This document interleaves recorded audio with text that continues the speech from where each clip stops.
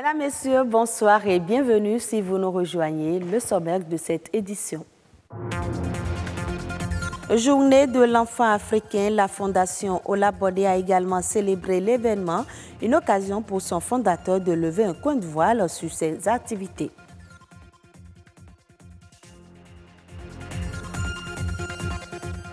Rencontre des ministres africains de la santé et de l'économie numérique. Les travaux ont pris fin ce vendredi. Les experts conseillent le e-santé pour une sécurisation des données des patients. Et puis le Community Business Manager, une opportunité qu'offre aujourd'hui Internet. C'est un nouveau métier qui passionne de plus en plus les Béninois.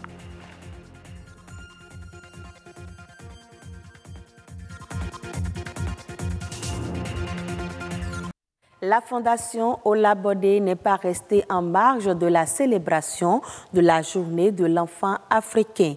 Le fondateur de ce centre de promotion a saisi l'occasion pour revenir sur le bien fondé du centre et donner des éclairages par rapport aux couches bénéficiaires. Le reportage est signé Gloria Oni.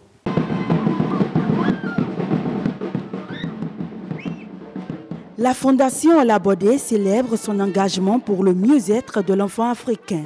Après 8 ans d'action en faveur des enfants vulnérables, cette organisation réaffirme son soutien à ses cibles à l'occasion de la journée de l'enfant africain. Est-ce qu'on peut faire le développement du Bénin en laissant les enfants dans la rue? Est-ce qu'on peut faire le développement du Bénin en demandant aux enfants d'aller quémander, d'aller le soir se prostituer?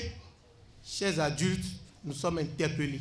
Cette 28e journée de l'enfant africain est placée sous le thème « Aucun enfant laissé pour compte » pour le développement de l'Afrique, ce qui inspire aux enfants du centre de contribuer au développement de leur communauté. Remercions-nous, nos parents tuteurs, pour la chance qu'ils nous offrent à jouir de nos droits, même si parfois quelques-uns ne sont pas pris en compte. Nous leur promettons d'accomplir nos devoirs vis-à-vis d'eux. Le Centre de promotion sociale Olabode lance un appel à toute bonne volonté pour plus d'impact sur la vie de ses enfants. Opter pour le e-santé revient à prendre des mesures pour une sécurisation des données des patients. La rencontre des ministres africains de la santé et de l'économie numérique a pris fin ce vendredi à Cotonou. La cybersanté fait donc appel à la cybersécurité. Quelques experts font des suggestions. Rodrigue Babagbeto pour plus de précisions. La téléphonie mobile s'est développée très rapidement en Afrique et donc ça répondait à un besoin. Et sur ce besoin s'est bâti des solutions de santé pouvant servir les populations, les décideurs et au-delà tous les systèmes de santé. Mais un autre besoin se fait sentir. Il s'agit de la sécurité du patient à l'hôpital. À cette deuxième conférence internationale des ministres de la Santé et des TIC, le point est fait sur les actions des agences de promotion des TIC en santé. La cybersanté se révèle un moyen essentiel pour améliorer la sécurité sanitaire des patients. Le numérique aujourd'hui, c'est important. Les liaisons entre hôpitaux, entre l'hôpital de zone de Banikwara et le CNHU, on peut les développer on peut faire des échanges pour arriver à des diagnostics plus précis. Dire ce n'est pas la peine de nous envoyer ce malade de Banikwara jusqu'à Cotonou, ça ne sert à rien. Vous pouvez faire telle chose sur place. Donc le e-santé, c'est ça. Il y a les diabétiques. Aujourd'hui, il y a des applications où le diabétique il fait son contrôle glycémique compte tenu du taux. Il envoie un petit mail. Vous pouvez également vous rendre compte qu'aujourd'hui, de plus en plus avec le développement des TIC, la santé est de plus en plus démocratisée et par conséquent, ces nouvelles technologies-là sont également d'être utilisées pour améliorer tout au moins l'accès aux soins des patients. Sur le continent, 26 pays sur 50 ont adopté la cybersanté, mais parmi eux, plusieurs y vont encore à tâtons. Le Mali, pour être leader de la santé numérique en Afrique, a dû prendre en compte plusieurs paramètres. Pour réussir la santé numérique dans un pays, il y a 3 facteurs importants qu'il faut réunir. Le premier facteur, c'est d'avoir ce qu'on appelle des champions, des personnes qui y croient. Et ils vont y croire malgré et contre tout le monde. Deuxième facteur, il faut ce qu'on appelle des expériences pilotes qui réussissent et donc qui vont montrer la voie. Et le troisième facteur qui est le plus important, la volonté politique. Et ces trois facteurs se sont réunis rapidement au Mali. Voilà pourquoi le Mali a été leader, je dirais, en Afrique sur la santé numérique, parce que le Mali est actuellement le seul pays à posséder une agence nationale de télésanté et d'informatique médicale qui s'occupe des questions de santé numérique et de santé digitale. Et je pense que d'autres pays vont suivre rapidement l'expérience d'ici la fin de l'année. Mais il faut dire que cette stratégie souvent doit être ancrée dans une stratégie globale du pays numérique. Le Sénégal, par exemple, parle de Sénégal numérisé. Vous voyez, le Bénin, vous savez, le PAG, le programme d'action du gouvernement, l'a mentionné clairement. On veut vraiment changer le Bénin en un quartier numérique. Il y a l'alphabétisation. Il faut que les gens puissent lire, écrire. Sinon, ça ne sert à rien de dire santé pour des gens qui ne savent ni lire ni écrire. Une amélioration de la capacité globale des gouvernances en matière de cybersanté dans les pays africains s'impose. Le Bénin, lui, met en place une stratégie nationale de santé digitale en respect des recommandations de l'Organisation mondiale de la santé. Nous parlons toujours numérique. Internet n'est plus un simple canal d'information et de loisirs. Il est aussi une nouvelle source d'emploi.